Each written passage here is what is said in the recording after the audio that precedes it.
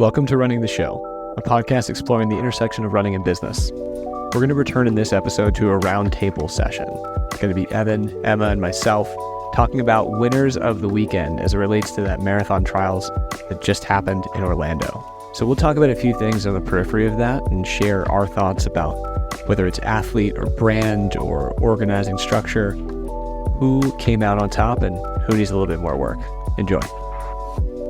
Yes, in 2024, live, not rehearsed, not scripted at all, just the roundtable topics. Should we do a quick roundtable season 2 quick intro for people that are maybe listening for the first time and don't want to take a listen to episodes we recorded with past Olympic team members and other hot takes we had in season 1? Emma, can you start us off with a quick intro? Yeah, I'm Emma Cortez. I'm based in Boulder, Colorado.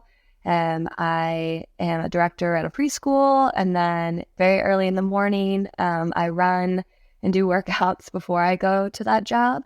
And yeah, I've been in the running space, sub-elite, elite fields since about 2012. So lots of years of running in the scene. So yeah, it's exciting to bring what I think is expertise to the table. Love it. Drew, what about you? I am also based in Boulder, Colorado. I am Drew Hartman. I am teammates with Emma and coached by Evan and friends with them both, and enjoy seeing them on this platform as well.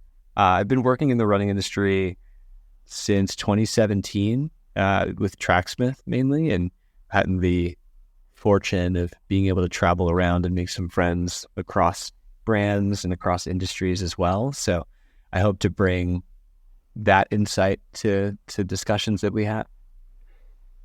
Fantastic. And then I'm the third person at this round table, but I'm sitting at a square table right now. I don't know, what shape table are you guys at? Rectangle. Okay. I will always say something dumb and quirky like that. I feel like instead of just answering the point directly, my name is Evan. Like Drew said, I coach. This is like the first year that I've done it full time. And it's so fun to work with people like Emma and Drew and so many other people here in Boulder, Colorado. And I have also been in the running industry for a while. And I prefer to do stuff that is fun, like talk about running on podcasts like this. So this is the season 2 first roundtable episode. And it's so nice to be back, be talking about stuff. From the top, we have one main thing that we're going to dive into, and then a couple sub points after we talk about the main thing. The main thing is the recent U.S. Olympic marathon team trials in Orlando, Florida. I'm certain many people that will listen to this either knew somebody running, or they followed along, or they watched it live. But we're going to talk about maybe some of our takes and the way we like to talk about things from maybe the not just running performance side, but maybe looking at it at kind of business side, and looking at some of the other storylines that weren't just who gets to go to Paris on the U.S. Olympic marathon team. We're going to talk about winners, and then whatever conversation kind of divulges off of that and springs off of that too. Emma, can you go first and give us maybe a winner or your winners from the marathon trials? Yeah, the easy one for me was Dakota Lindworm, past Running the Show guest. Definitely that's an easy one. Very exciting to see her get third place at the trials, and just to kind of follow along on her build up on Instagram and social media. So that was a very, very exciting. And then possibly maybe an under the radar winner that I have is Nathan Martin, who was 7th at the trials. He was an NAIA guy. He went to Spring Arbor University. He made a pretty big splash on the scene back in 2020. He ran at the Marathon Project and did well. I should have looked it up. That's my fault. But I want to say that he ran 2:11 in that ballpark there, and ran a pretty sizable PR. He's now a 2:10 guy, but he was 7th at the trials and just had himself a day. So I thought that, like, when I saw him coming through because we were standing with about 600 meters to go, and I saw him come through and I was like, what is going on? Like, very, very exciting. So I thought that was really cool to see him do really well. And he's been on my radar since the Marathon Project, because he came out of nowhere, because he was, on the elite running scene, but had a really good day then, and then did really well in February in Orlando, or excuse me, earlier this month in Orlando. So I thought that was really exciting. Mm-hmm. He's coached by James McCurdy for really trained, and I think he moved out the flags within the past couple of years. I remember when I ran the US 25K in Grand Rapids, and then the US half champs when it was in Columbus, he was like just getting on the scene post collegiately. Yeah. I remember, I think he maybe still does runs in like his wireframe glasses and not like sport glasses or contacts. And like a very unique standout thing about him. I just looked it up at Marathon Product. I think you're in 2:11:05, and then he's since run 2:10:45 at Grandma's, but is always like consistently there. He's super exciting.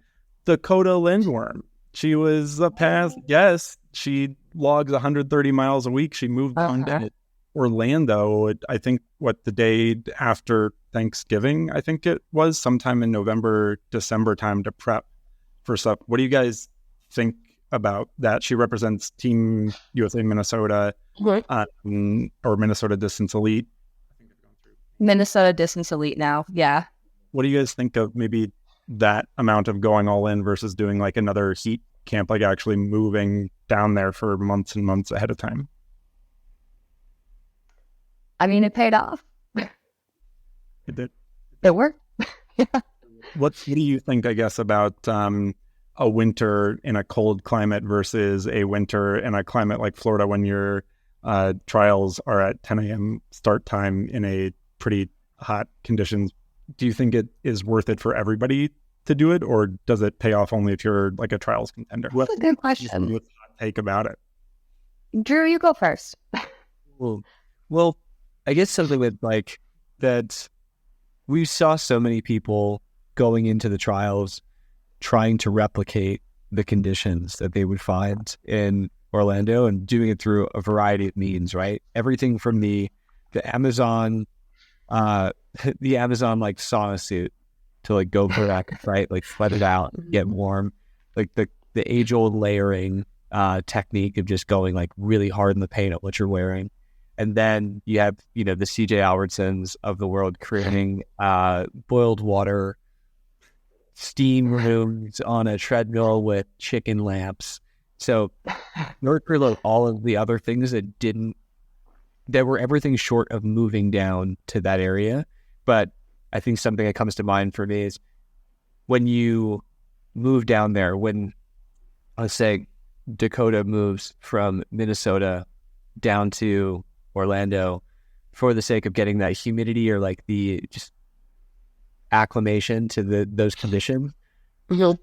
If other people, let's say someone who's at altitude comes down, they could be potentially like losing that altitude benefit. So I don't know enough about the physiology of it all, but it does seem like it's a really delicate dance of the benefits you get from your, let's say, home training environment. Let's say if you have some kind of greater altitude that brings you a benefit versus acclimation, and how you as a person, as an individual, because it is to some extent individual how people respond to those conditions.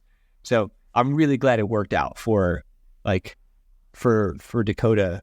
But I think if you put anybody in a place to maybe replicate what Dakota did, I don't know if they get the same result or the same like lift in performance. So I think there is just too many factors to say like this is the move, that's my take on it. But I'm really glad that Dakota made that move given that it got that result for Dakota, you know? Yeah, I think so. For like some context, two people on our team made the trials: Laura Threet and Mick Isofano, and we went down to Orlando. Mick was there 3 weeks before.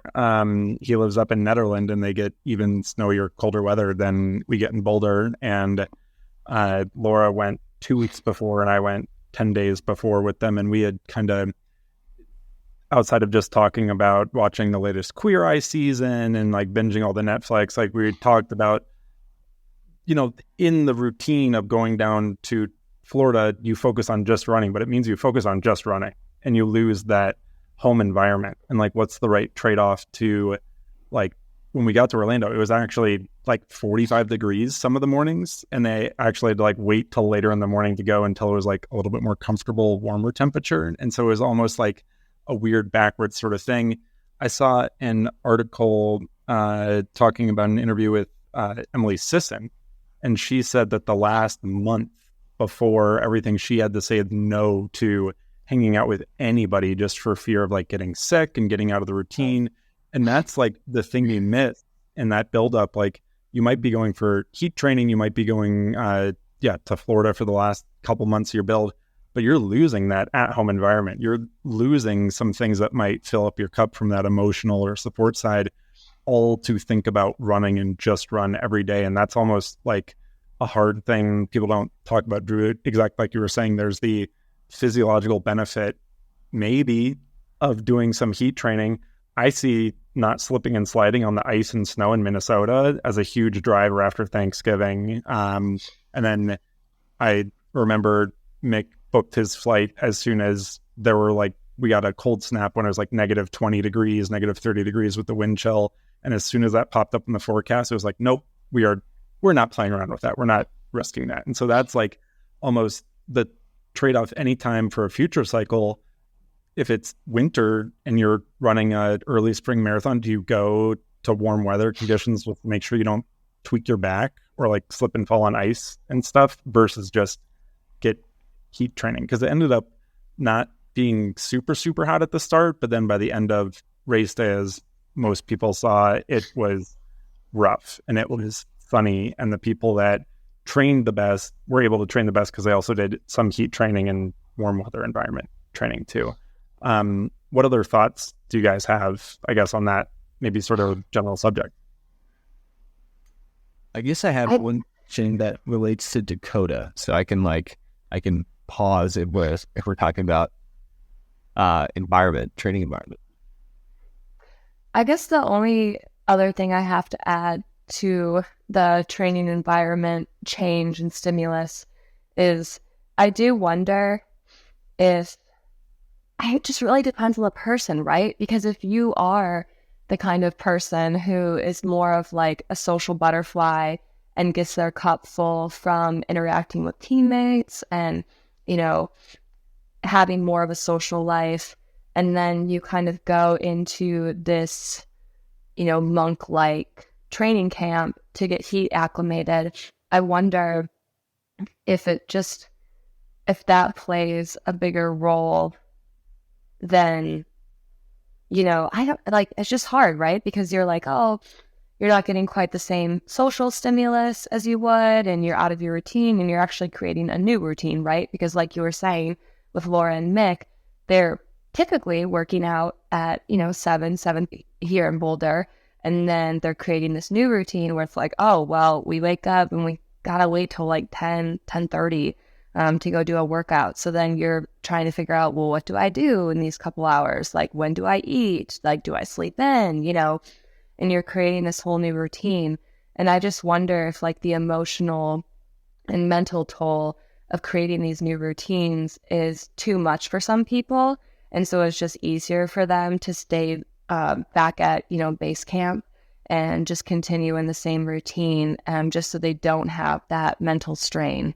You know, because I just think, well, I think of Noah, honestly, when he ran Rotterdam 2019, it doesn't matter. Anyway, when he ran Rotterdam, and he went over to Europe for 3 to 4 weeks beforehand, just to get acclimated to the time change. and he had a bad race. And then he was like, I'm never doing that again, because he was alone in Europe and he had to create all new routines for himself. And he wasn't at home. So he was in a new space, a new environment. And yeah, he got acclimated to the time change. But for him, he was like, at what cost? So that's my very personal, close to home example. So I always think about that too, where, Dakota like actually moved, so she was like, oh, we're picking up everything. So this is my new home base. So I'm sure in some ways that actually might have been a little easier to do than just having like a temporary training camp. Yeah, totally. The one thing I feel like became very apparent during the race, the women's race specifically, when Kira D'Amato went to the front in mile 2 and ran a 5:17 second mile, was that some people in the pack, I imagine, thought like, wait, we did heat training and not make the women's team, and the training is something you always still have to do. And the heat training, Drew, like you said, having like the pots of boiling water with steam, or like the heat lamps for the chickens, infrared light and stuff like that.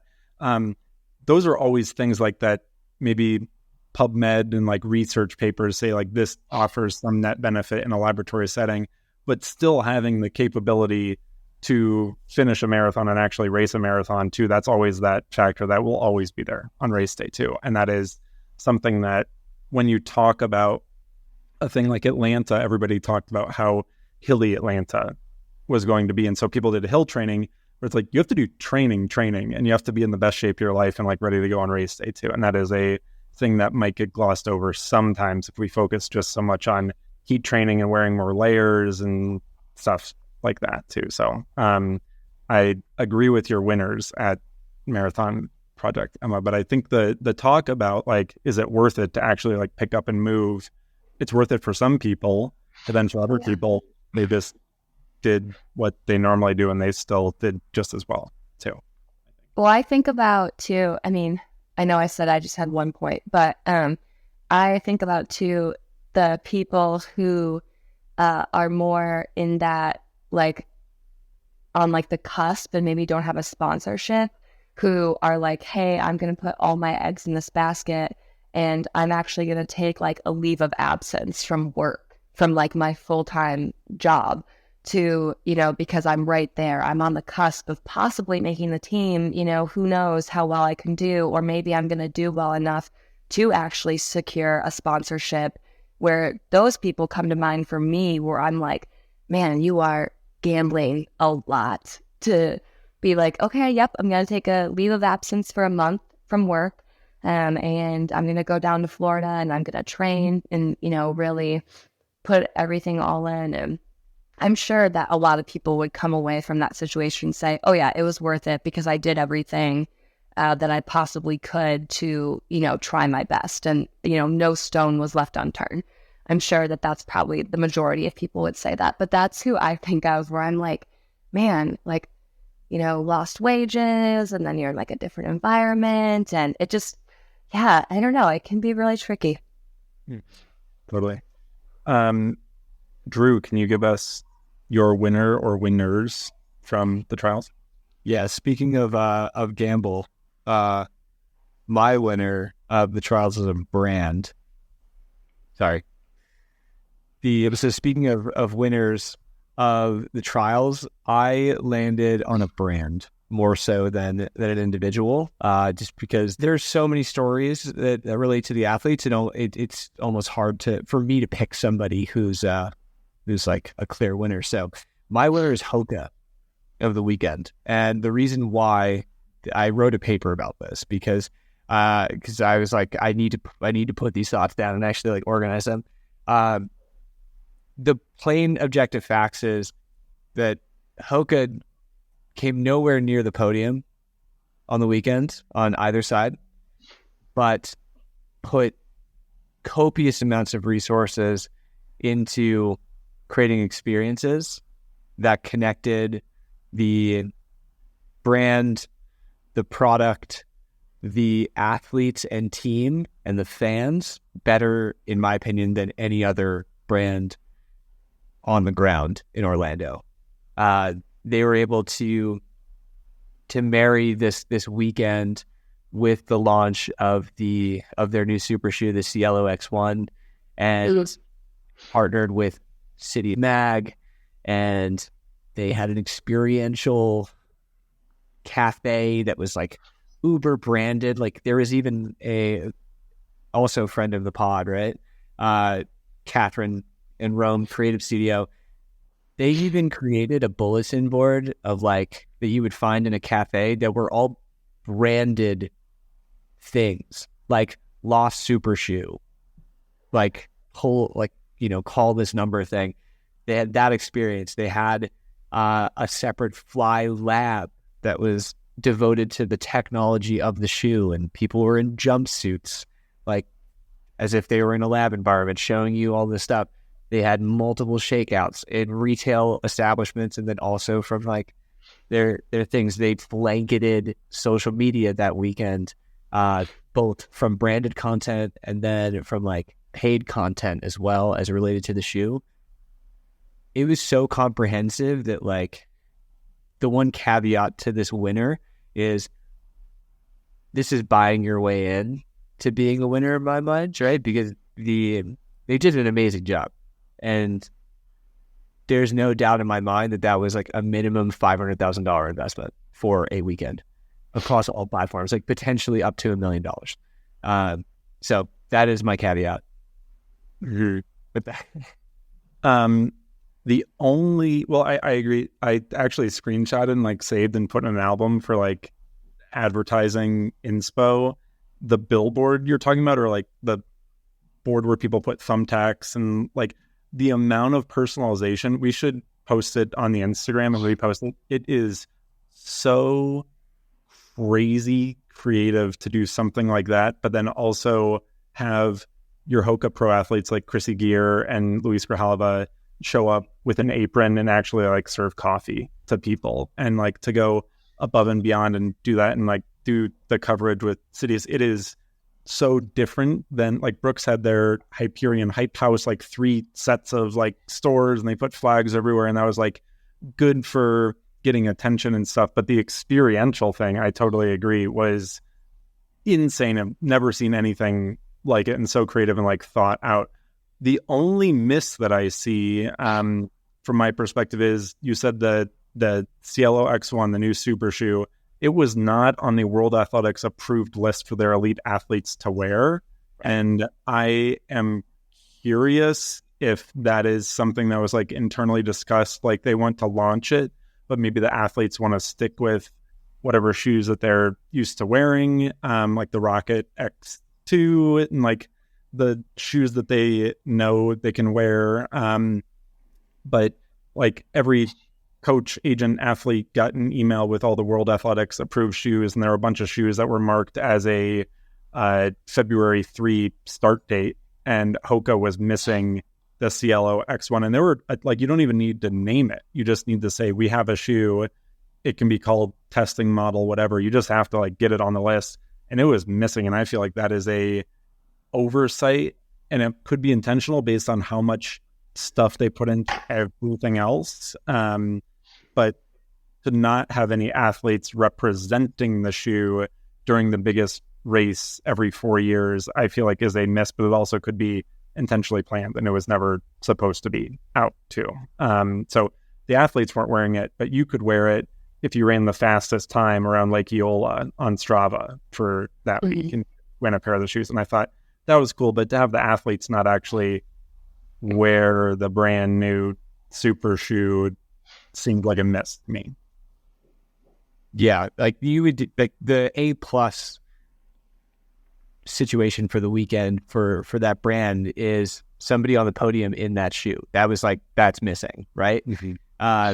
So whether or not, like you were mentioning, Hoka was aware of kind of where people would stack up, and they were like, all right, the athlete is going to be a part of the experience, but not a focal point of the experience. It definitely feels like the viewer, or, you know, the spectator was the focal point of launch more so than the athlete. We could probably like get in the weeds about why that would be the case, whether or not the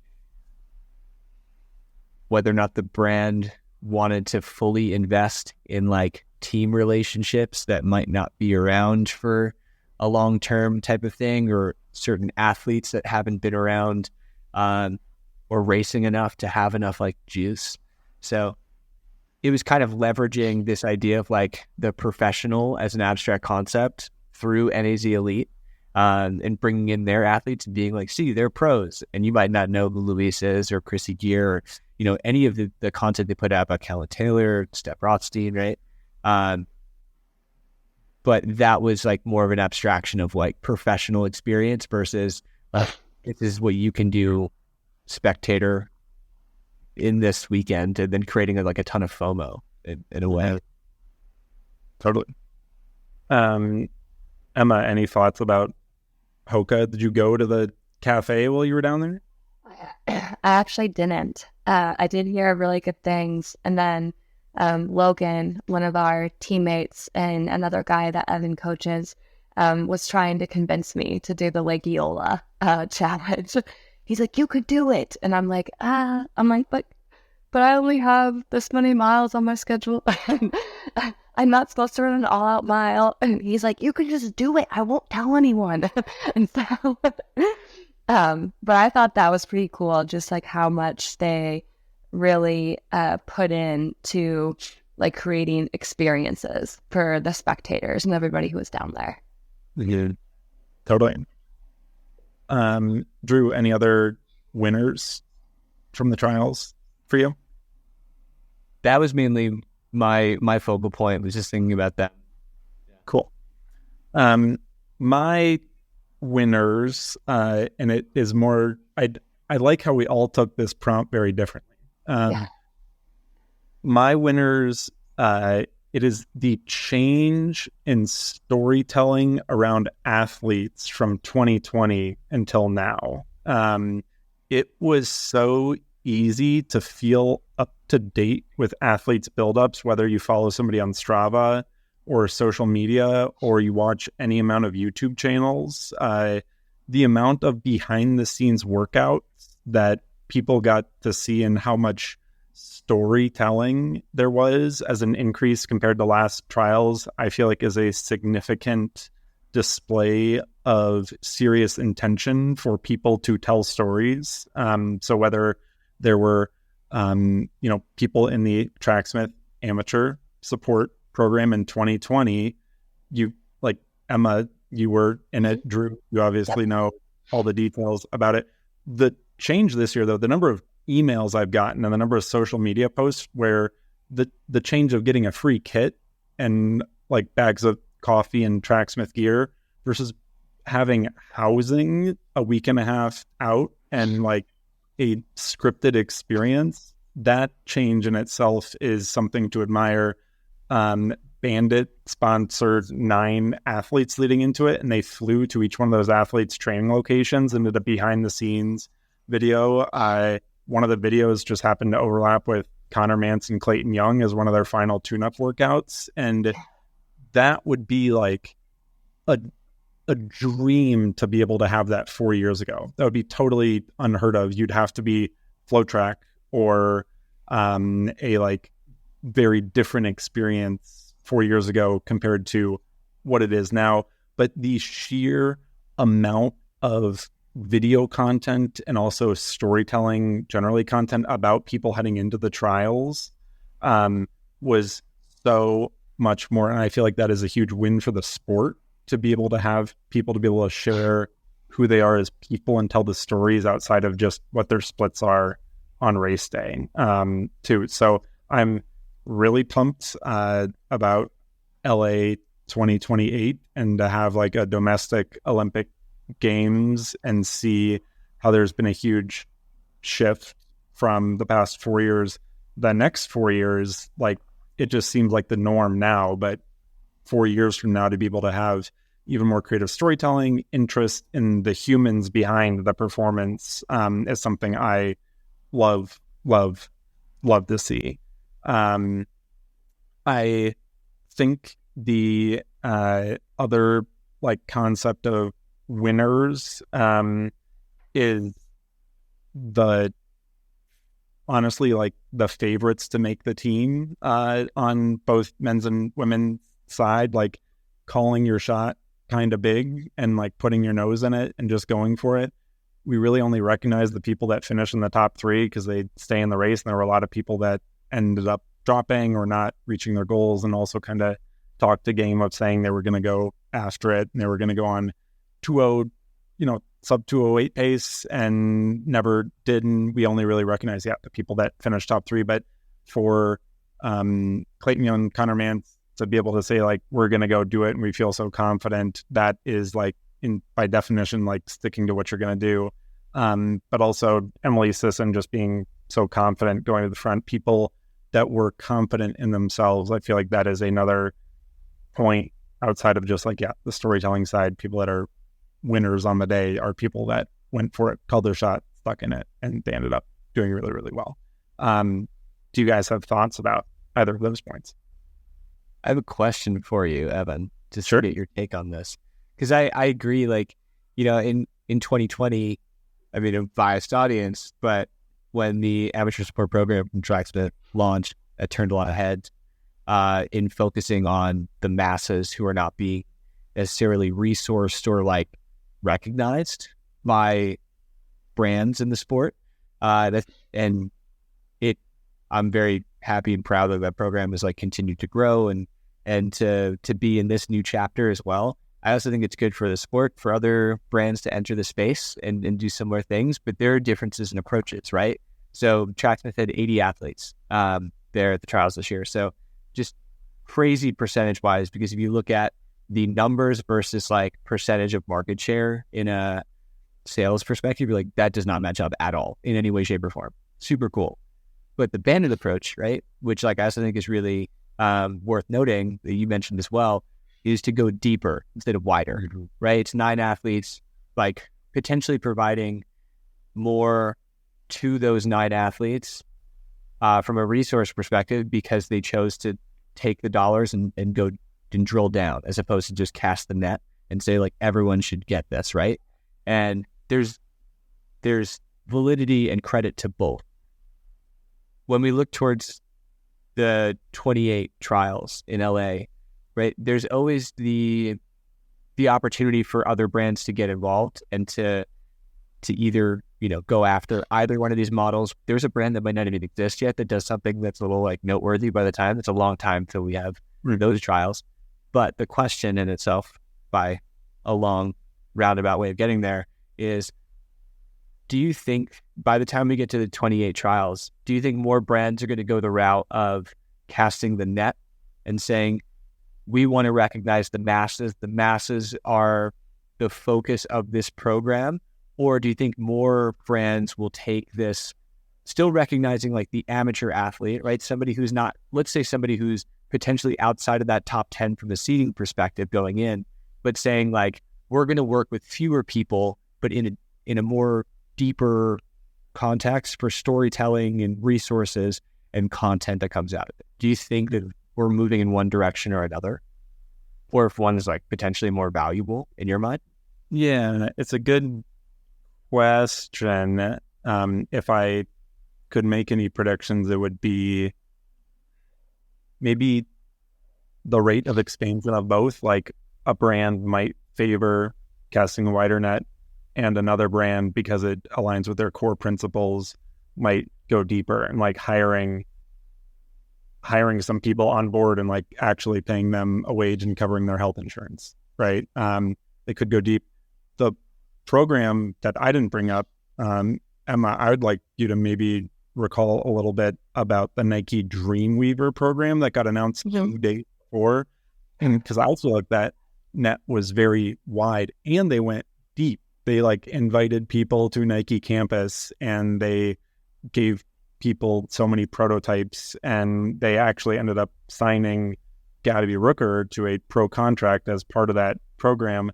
Something like that I feel like is wide, but then also deep. It like, Emma, I'd like your input, but to wrap up in about, I think both, but I think that's also being stuck in 2024 vision, I have literally no idea what is conceptually possible from brands to be able to do. Emma, could you maybe talk a little bit about Dreamweaver program stuff and like what you know? Yeah, so it was billed as basically, hey, we want to try to get as many women as possible to the 2024 trials and then just see what happens. And we'll support you. We'll give you shoes. We also want to track data. So there was like an armband. I am very bad with running technology. But and like us, there was it wasn't a stride pod, obviously. But pardon? A Garmin RD pod? Yes. And so and just like a lot of accessories. And so they wanted to track the data. And they're like, we will support you, we'll send you shoes, we'll send you prototypes. We just want to try to like really put more women at the 2024 trials, which is awesome. I mean, Nike obviously has a very big budget. So if you think about it, I honestly don't know how many women were actually in the program. But, you know, you think about it and it's like probably a drop in the bucket for Nike, you know, money-wise. So to support a bunch of women for 2 years, is that how, I think 2 years is how long the program went for. And so, I mean, I think it's great. Like I along with you guys, I love the behind the scenes aspect of training and seeing the videos, different training camps and teams. But the thing with the Nike Dreamweaver program is it was a secret until the day before the trials. So no one was supposed to say anything to anyone about it. It was not to be put on social media. Obviously, like we had a couple women on TTC who were a part of it. So it's just, you know, we know each other, obviously. And it's very obvious when someone's wearing some Nike prototypes. So, but I thought that was really interesting for such like a big program that they went so deep on that they wanted to keep it very in-house for so long. Because then they had like a pretty big production down in Florida because they had, I don't know, Evan, if you saw it, but on like the second floor of the Hilton, they had like a private room that was like roped off for like Nike Dreamweaver women only.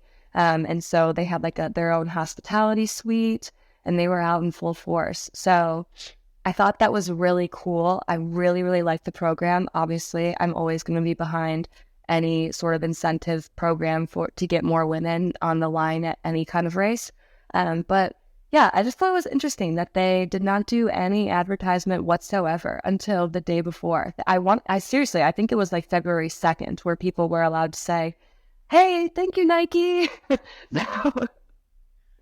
And I have a take on that, which like on an opinion as to why it wasn't announced till right before is like this is a product development focus thing. You kind of out yourself as a brand if you announce too soon, you know, that you are putting this out there. This is like the scope of what these people are going to do. And then people are going to start looking for those prototypes or potentially like keeping a closer eye on if you see something on like the secret shoe, that Instagram account, that it could come out of that program. Yeah. That's like that part of it. The other side, like to kind of relate this back to the Hoka side, the culmination of this program was to get to the trials. There was no product moment in innovation at all in any way, shape, or form from Nike. So it wasn't like they could say from a press perspective, we're testing out this brand new race shoe that you'll see on this day. And that would be like coupled with the message of look at all of the women in this program. And then the other side of it too, which I think would be a point of skepticism around them, is if you announce this too early, that the goal is to get people to the trials, that you invite this criticism of how successful were you, where that's a really good point. Yep. Those years and be like, well, they cast it in on this is just making up numbers, right? They had 1,000 people in the program and 300 went, then sure. even though it is a worthy mission and amazingly put the dollars behind it, that people look at it to say they don't know how to pick them, it wasn't good enough, the product sucked, or something Right. is unfair to like the scope of the program. So when you announce the program existence and like a look what we did for 2 years at the trials, they didn't mention anybody. They didn't really go into detail in terms of like how many people were in it. They could focus on the Gabby Rooker story, or hey, we got X amount of people to the line, if they wanted to disclose that, and that could be the story in itself. So I think it was highly calculated because unfortunately people are mean. Yeah. They are. People can be really mean. That's a whole separate podcast. That's our second. Yeah.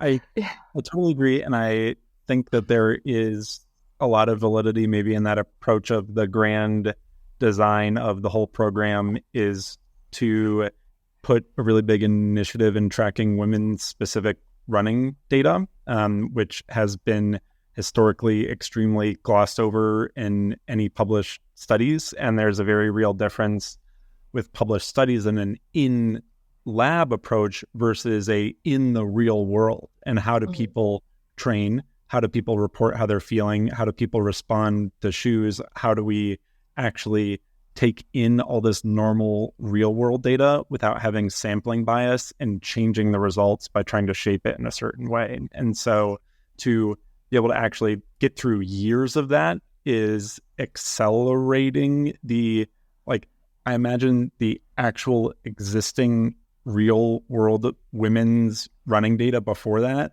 was probably 0.1% of what they have now. And as a whole industry thing, if we're talking about maybe the next 4 years initiative, there stands to be so much benefit from coming out with like sports bras that don't negatively impact your respiration rate, right? And like the proper fitting clothes, being able to improve performance and not decrease performance outside of just shoes, too. So like just thinking really big, actual real world training data, it is so cool to see a program like that. So that almost like casts the wide net, but also drills down a little bit to maybe measure where those really cool actionable things can come in. Do we want to talk about any losers or anything that I have one that I feel like I want to bring up, and I could maybe start if you guys don't have anything off the bat too. I have 2 losers in mind, but you should go first. Yeah, I'll defer to you. Okay. It's a winner and loser. The winner is the athletes advocating for a 10 a.m. start, and the loser is USATF proposing a noon start.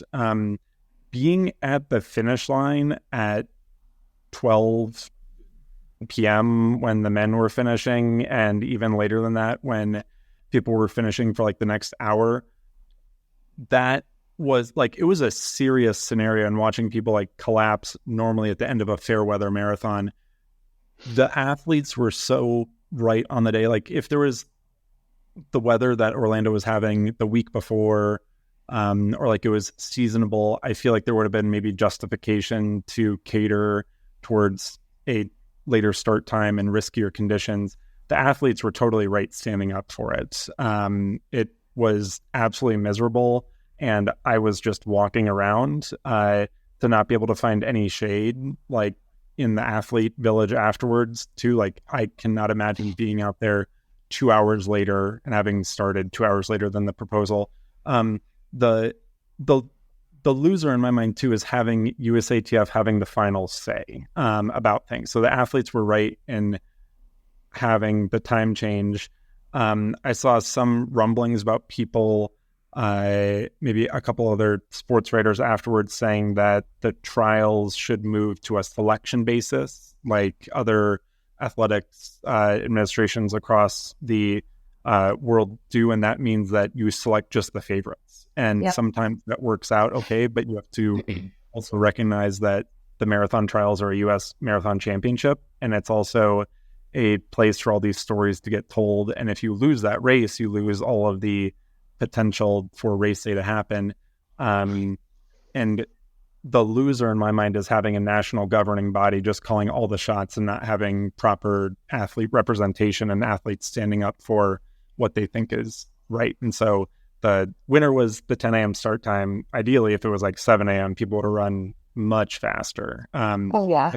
Loser is governing body pushing for just what a couple people at the very top want, and not listening to people. There's one very specific example of that from the tech meeting the day before the marathon. They had a rule change where athletes could walk to the start line about a mile away from the hotel and not take the really early shuttle buses. And then during the tech meeting, USATF and the people in charge said it is now mandatory to ride the buses. They just changed it. And that meant that everybody had to be on the bus by 7:15 a.m. and get there like 2.5 hours before and just sit around. In real time, the athletes all murmured. And then like one coach stood up and was like, what if we don't want to do that? So then they live bargained their way to get like a full hour more of time that the buses would be running. And it happened in like 10 seconds. And it was amazing to see that it's not just a rule and like things that are put out there by like the governing body, and that athletes and people in the sport do have a voice and they do have the power, because when you get 300 athletes murmuring in a room, you can get change and not just directly listen to it. And that was cool to see happen in real time. But the loser is governing bodies pushing for just what they want from a couple stakeholders. That's fair. Yeah, I'm not taking any criticisms of that whatsoever. That is the like all there was open chat. And putting almost interested in Drew, your two, and Emma, if you have any. Yeah, my loser would be USATF.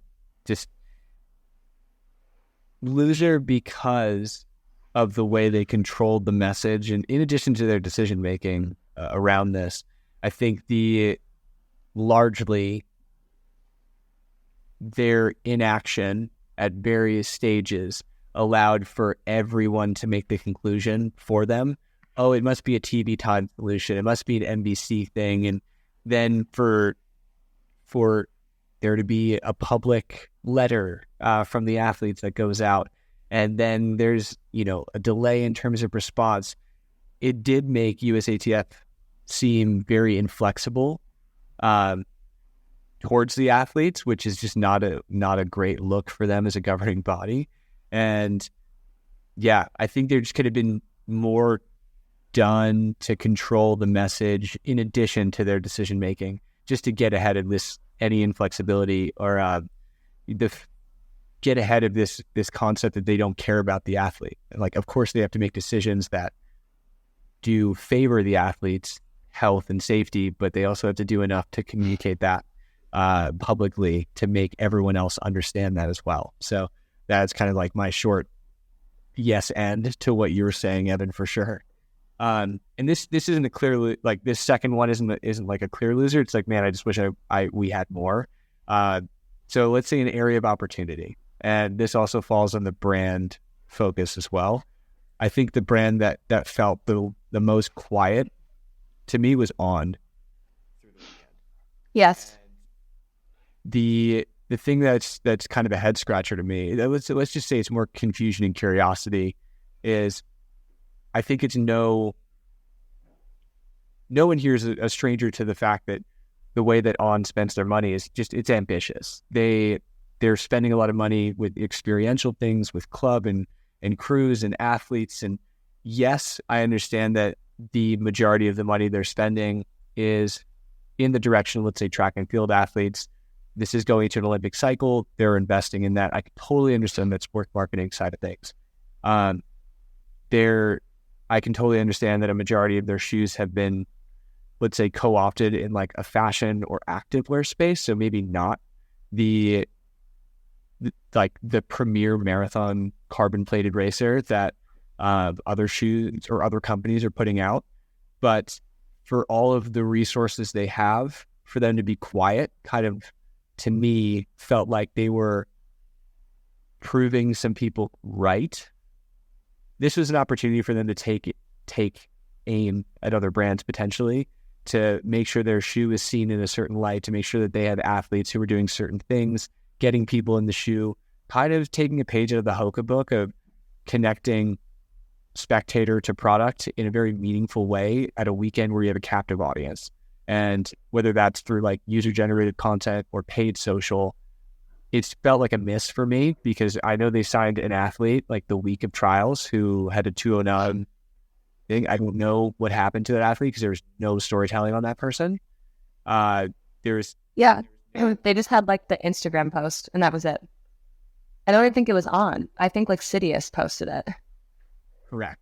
Yeah. So that just felt like a little bit of like, man, I wanted more out of that, because that brand with their resources has the firepower. Like I'm not going to go on a huge rant right now, but like this, in very recent news, Nike announced that they're laying off 1,700 employees or 1,500 employees, and have specifically cited two major brands that are unseating them in the sportswear space. It's Hoka and On. And Hoka that weekend made this huge push to, like, I wouldn't say legitimize, because that's not polite, but to instill their product as being a premier offering. And for On to be on this same pedestal of unseating a Nike, that's a missed opportunity to make the products that they offer, apparel and footwear, both to be seen as like a premier offering on that stage. So that's the end of my rant about an area of opportunity. I like it. Emma, do you have any areas of opportunity for other people from the weekend? So I was thinking about it more when you guys were both talking about USATF. And for me, the clear loser is the selection process for the Olympic team. It's convoluted. I think if we really want to make road running, track and field a more appealing sport to the average sport fan, you got to make a clear-cut selection process. Even just explaining, so my parents are like pretty, just because I'm in this sport, pretty like avid, running fans. Like they keep up with the big names, they know the big marathons, they, like to watch the trials, the Olympics, all of that. And explaining to them the fact that we still don't know if Lenny Career is actually on the team or not. I have probably spent a couple hours explaining why we still don't know if he is or is not on the team. And to me, that's a big loss, because for, someone who I think is like the avid track fan, running fan, and it's hard to explain to them, how are you supposed to explain that to just the average sport fan who's flipping through the television, and is like, oh, the trials are on? Like, cool, I'll watch this. And then you see Lenny cross the line in third, and you're like, oh, great, there's our U.S. Olympic team. And it's like, not so fast, because actually, and I just think that is just so lame. It's just lame. I just wish it was a lot more clear cut and just easier to understand. So that's who my loser is for that weekend. And then for Drew, your point for the On athlete who was just signed, I'm on the On website and just like kind of beep bopping around. He's not even on their list of athletes on the website. And it is Tashone Mekanen, correct? Yeah. Really? Yeah. Yeah, that's a big miss. Emma, how would we be able to get upset retroactively at USATF about the selection process if they didn't make the selection process different after the trials by saying Lenny Career can indeed chase after they told people that you are not allowed to chase, which made the men's race 2:06 pace from mile 5 to mile 20, which led Zach Panning, who was driving the pace, to blow up in the last couple miles and not finish top 3 when he could have potentially been able to chase after the fact. Are we not allowed to get upset at the selection process? Because I feel like that's fun to get upset about and be able to talk about more storylines. It's like evergreen content. And we definitely can get upset about that because, yeah, that would have changed the entire dynamic of the men's race. It just would have changed the entire dynamic. That would have been a completely different, well, I don't know. I'm not going to speak for him, but I would assume that would have really changed Zach Panning's tactics. So, so I mean, there's a lot of things that we could say about USATF's incompetence. So we're just focusing on like the one weekend, but there's a long history that we could get into. That might have to be an entire season of running the show. Ideally, we don't have multiple seasons about that because ideally things just change for the better. But as it stands right now, it's very easy to picture creating multiple seasons around too. Thank you for joining us for another episode of Running the Show and for another Roundtable. Now, you might not completely agree with things that we say on this, and we encourage that difference in opinion. So not only should you subscribe to Running the Show on all the platforms you find it, but also like, comment, share your thoughts. We want to be able to incorporate people's opinions into this conversation and appreciate a listen. Thanks.